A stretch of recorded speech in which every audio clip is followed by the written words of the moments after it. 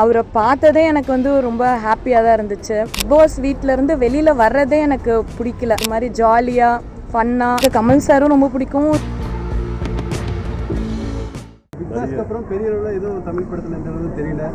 Big pass முடிஞ்சு இப்போதாங்க 1 week கூட ஆகலைங்க.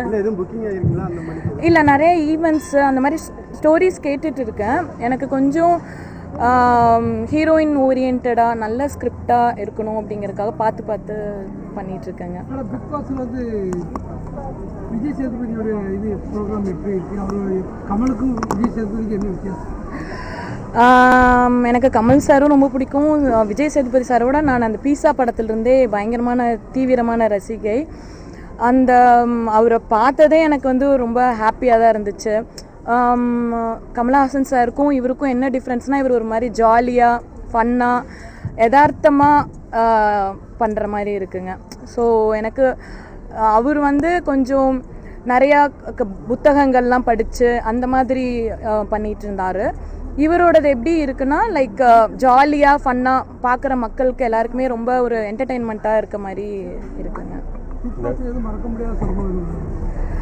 மறக்க முடியாத சம்பவம்னா, எனக்கு அந்த பிக் பாஸ் வீட்டிலேருந்து வெளியில் வர்றதே எனக்கு பிடிக்கல. அங்கே ஒரு மாதிரி ஜாலியாக நிம்மதியாக சாப்பிட்டுட்டு தூங்கிட்டு ஏதாவது டாஸ்க்கு பண்ணிவிட்டு அந்த மாதிரி ரொம்ப ஸ்ட்ரெஸ் எல்லாம் இல்லாமல் எல்லோரும் சிலர்லாம் சொல்லுவாங்க பிக் பாஸ்க்குள்ளே தான் வந்துட்டு ரொம்ப ஸ்ட்ரெஸ்ஸாக இருக்கும், இருக்கவே முடியாது அப்படிங்கிற மாதிரி.